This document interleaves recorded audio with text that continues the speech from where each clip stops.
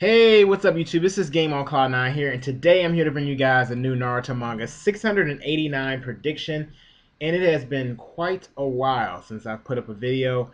I believe my last update video was maybe a little bit over a month ago. I'm not too sure. I'd have to go back and check, but I know I did inform you guys a little bit of what's been going on. I know my channel's been off and on quite a bit lately. I mean, one minute you see me upload in March, next minute you don't see me upload for a few months. But I wanted to inform you guys before I start this review that I finally finished my manga. That was actually one of the first surprises that I wanted to give you guys. And some of you guys may be able to figure out the other surprise if you pay attention enough to the first surprise. But I have the first surprise down below, which is my manga that I've been trying to work on, and it's to my Kickstarter page for it. So for any of those who are interested in checking out the manga or interested in the story, the link will be down on the Kickstarter page. But anyway, let's get on to the Naruto chapter at hand here. Oh man, like I have to say this chapter, and you guys know I'm not one to really nitpick with Naruto. I don't really say a lot of, like I don't usually have a lot of problems with Naruto, but this chapter made no sense. It really didn't. I'm letting you know this from jump. I'm not even going to wait to the end to tell you that. I don't feel like this chapter made any sense. Now, I'm going to go ahead and give a synopsis of the chapter. It started off, of course, with us seeing Obito. Like the previous chapter, we saw him finally meet Ren in the afterlife.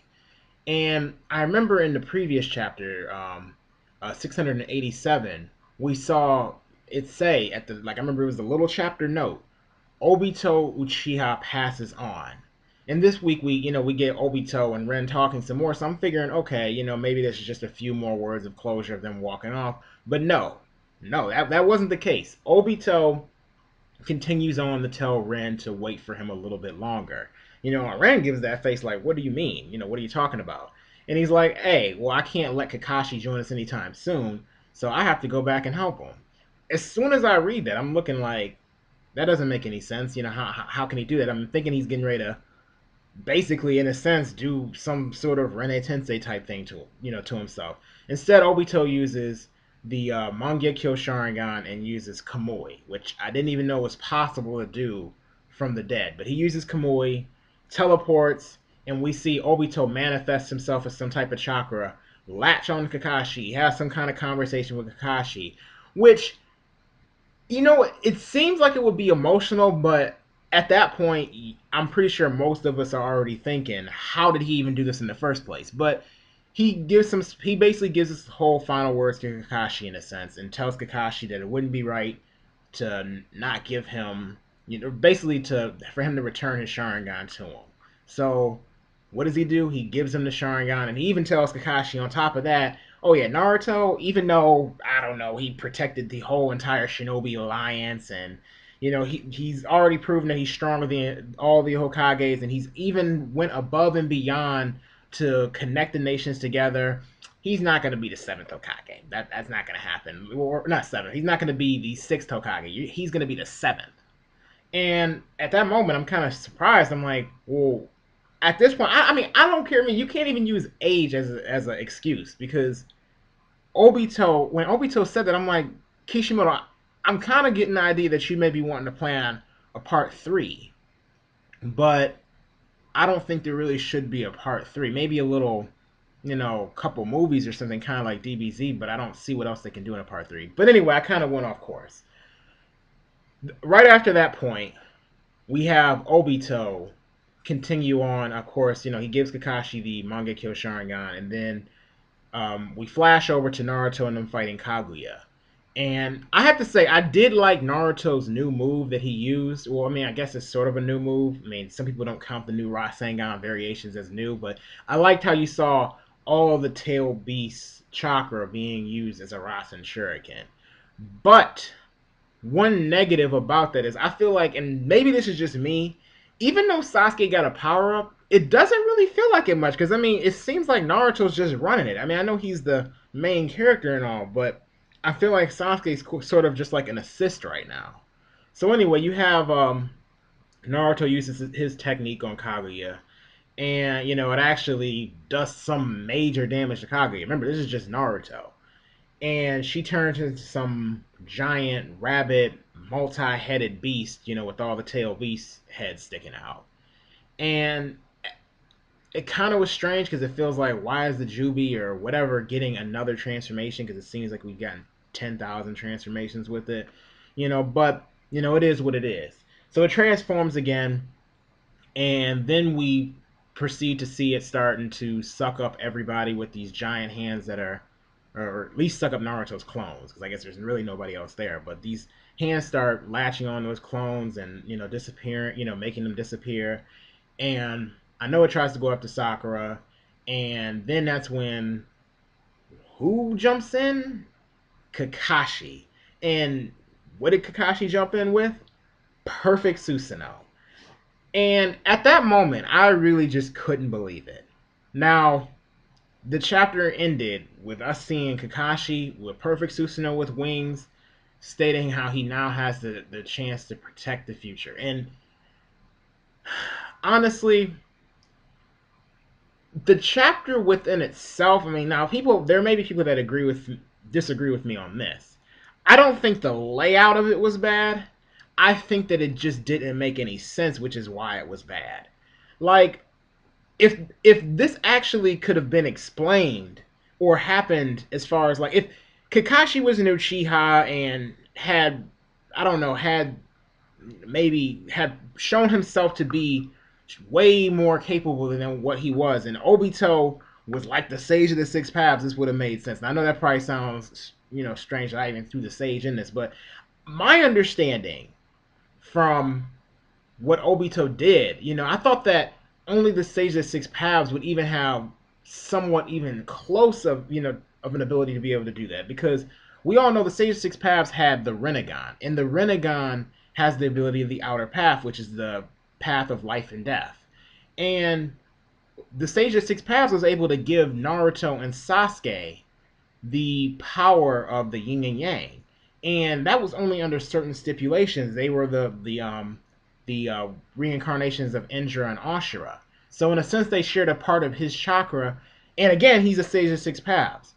Obito, what was so special about him to where he can just return from death and give people power-ups? And not only that, like, one, it didn't really make a lot of sense how he got, like, Kakashi got Manga Kill Sharingan when I thought that had to do with some type of, DNA bloodline thing. But, I guess apparently he can do that. But to give Kakashi such a massive power boost just didn't line up to me. Now, granted, it's cool. Like, Perfect Susanoo always looks cool. I mean, it still looks cool, like how Kakashi's looks, but it just doesn't look like it's even suited for him. Like, and the entire time I'm looking at the chapter, I just don't understand how he's able to get this. I mean, Obito, if anybody should have been able to use it, maybe Obito, because originally his eyes, he was an Uchiha. He had proven that he obviously was a, really top tier. He was a really strong top tier shinobi. In most of the series, he didn't have both his eyes. Literally, with only the past couple chapters, he had both his eyes, but he didn't hardly have any chakra left, and he was already on the verge of death. So that explains why maybe he didn't use it to a degree. Like, I thought only, like, people who had Eternal Manga Kill Sharingan could use Perfect Susanoo. In fact, I'll say that kind of what Kishi implied. And the reason why I say that is because I don't know if anybody remembers back when Sasuke first used Susanoo. And when he used it, it hurt. I mean, even with Itachi, Susanoo was, even the ribcage version was not an easy version to maintain. I mean, it was kind of like, I remember Sasuke saying during the 5 Kage Summit that it was something that, made all of his cells in his body hurt. And that was just ribcage. He didn't have perfect then. So I already knew Obito sort of broke the rules when it came down to losing. He didn't really seem like he was losing his eyesight all that much. And it didn't really seem like the Manga Kill Sharingan really taxed Kakashi that much either. But why Perfect Susanoo? I mean, even if Kishi decided to go with Like, let's say he would decided to give Kakashi Sharingan, which I still don't even think, even with that, he shouldn't have got Sharingan, because I thought only those who had Amaterasu in one eye and Tsukuyomi in the other possessed the ability of Susanoo. Because Tachi said something like that a long time ago, if anybody doesn't remember. But as far as, even if you would have gave Kakashi Susanoo, to not, I mean, he should have, like, at best only have had like the half body rib cage type form, the one that Madara would just kind of run, just to fight off regular people, or what Sasuke used at the Five Kage Summit. I feel like that should have been the limit that I could have accepted. But going as far as to not only make perfect Susanoo, but to stabilize it on top of that on first usage, that makes no sense. I mean, even if we take it in, like, okay, he's using Obito's chakra. Okay, that's fine. Like, Kakashi's not running off of his own. Obito didn't have Eternal Manga Kill Sharingan. And even if he did, even if, you take, he's using Obito's chakra and he's using, Eternal Manga Kill Sharingan and the factor, to be able to use Perfect Susanoo and stabilize it, I mean, that's something like Madara would do. To me, I feel like this chapter was a slap in the face to both Madara fans and Sasuke fans. I mean, other than what Sasuke's shown with the time-space thing, I mean, he hasn't shown off any of the other Rinnegan techniques. And, he showed a Black Chidori, but he hasn't shown too much other than that one time-space technique and the fact that his Perfect Susanoo have wings. So, I mean, we actually, as a fan base now, can argue whether or not who would win, Sasuke or Kakashi. And I understand making Kakashi useful, but I feel like, making him overpowered definitely was not a good choice. I mean, Kakashi was much more balanced than that. And I mean, let's be real. Kamui within itself is a pretty hacks technique. I mean, you can think about it. The long range Kamui, if, like, opponent, doesn't even matter whether or not an opponent's strong or not. Kakashi could literally just Kamui heads off if he wanted to, send other attacks into other dimensions. And then he can even make it to where now with the other Kamui, oh, I don't have to receive any damage now. I can because there's no way to get into that dimension now. There's no way unless you enter the dimension to be able to hurt him. So he can basically run both versions of it. So Kakashi's overly hacks right now. And we still haven't even seen all the feats of his Perfect Susanoo. This is just talking about it at face value. And imagine if his Perfect Susanoo can completely avoid damage via Kamui. So I don't know. I just feel like Kishimoto really shouldn't have taken that route with Kakashi. Even if you wanted to make him useful, to me, doing that was just overdoing it, overkilling it. And it didn't add up either. I mean, if he wanted Obito to, even if like we go back to the Obito having coming back from the dead, if he wanted Obito to be able to, like, I don't know, somehow give Kakashi the power of the Manga Kill Sharingan for a temporary usage, because this is supposed to be temporary. But if he wanted him to do that, I don't understand why he didn't have Obito do something on a similar effect that he did with Itachi and Sasuke, and have him walk over to Kakashi and transfer, like, the power temporarily. And what I mean by that is, I don't know if anybody remembers, but back during the right after Itachi had died, or once Itachi died the first time, because we all know he came back as Nato Tensei, but once he died the first time around, I remember when he poked Sasuke in the forehead, when Obito found Sasuke in the cave, or when he took Sasuke to the cave is what I should say, he actually, like, as soon as he saw Obito's Sharingan, you saw Itachi's Manga Kill Sharingan activate in Sasuke's eye, and it released Amaterasu flames from that. So why not have done something along the similar effects, so Kakashi could have just borrowed Obito's power for a bit and maybe transfer the remaining part of his power? I mean, he could have even made it, and it probably would have worked too, where he could have made it told like Obito could have told Naruto, stabilize me for a few seconds, or hold me for a few seconds, so I can, give this to Kakashi, or Kakashi, come over to me. I mean, there's a lot of other ways I feel like he could have made it work, and it would have made more sense. But nothing to me really can make the perfect Susanoo Kakashi first usage make sense. I mean, like I said, you guys know I don't usually have a lot of problems with Naruto, but, like, that was just a major issue to me. Like, there's no reason why Kakashi, out of all people, should have been doing stuff as powerful as Madara. And I like Kakashi. I still like Kakashi. The chapter within itself like I said, it had the epic feel to it.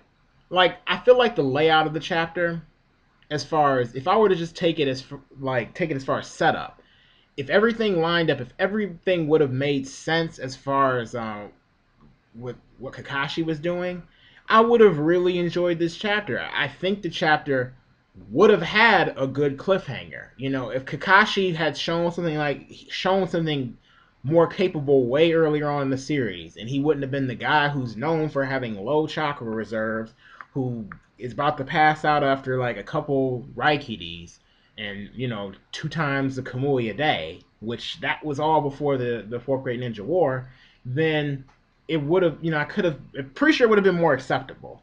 So those were all of my problems with this week's chapter of Naruto. I mean, I'm looking forward to next week. I mean, at this point, we have nothing. We have to accept it, guys. I mean, for anyone out there who's, you know, like frustrated, like, oh man, why did this happen? This happened. We have to accept it. Kakashi has Kamui, or not Kamui, but Susanoo, perfect Susanoo.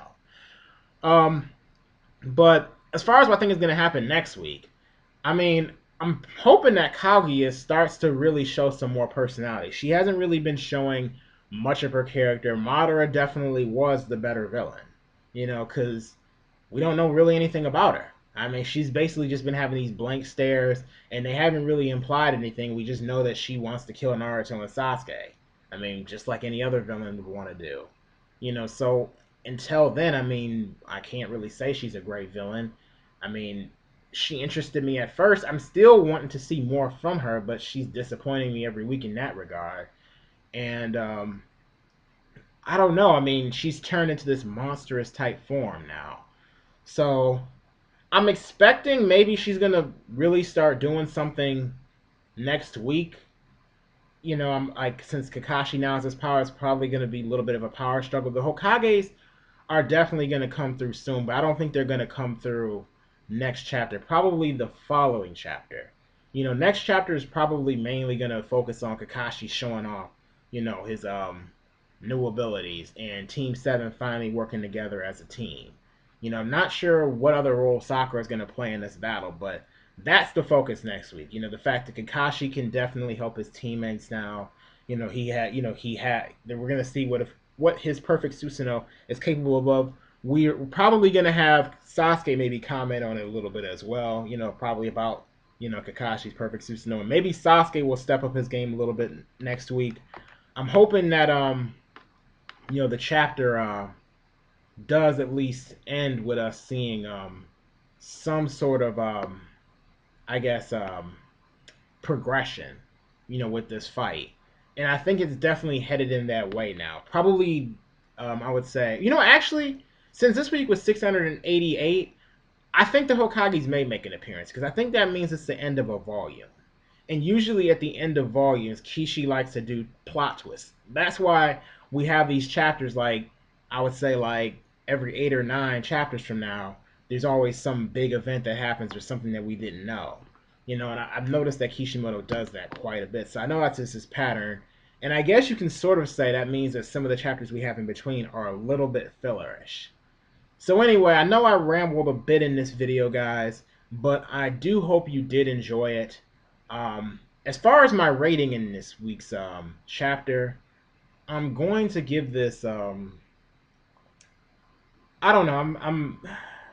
I have to give it a Genny. I mean, that's as low as I can give it. I mean, the only thing I feel like was okay. I mean, the artwork was good. The artwork was always, well, not always great, but the artwork was really good this week. It was just, my main issue was it didn't make any sense. And if a chapter doesn't make any sense, how can I give it any higher than Genny? I mean, I probably really should give it Academy, but, you know, I mean, I think that if things would have lined up better as far as the information given about Kakashi and how he even obtained this form, as far as setup, you know, definitely set up for a good chapter next week. So, or not a good chapter, but an interesting chapter next week. So yeah, I'm gonna give this a Genny level chapter. But let me know what you guys think down in the comment section below on the Naruto chapter. I think I've talked quite a bit in this video. Let me know what you think about Perfect Susanoo. Don't forget to like this video if you liked it, so please thumb it up. Share this video if you can, so more fans can give their thoughts as well. And subscribe if you haven't already subscribed. Even though I've been a little, well, not just a little bit, I've been pretty inconsistent lately with my videos, but I'm gonna jump back on that grind now. So anyway, I'll see you guys later. Peace out.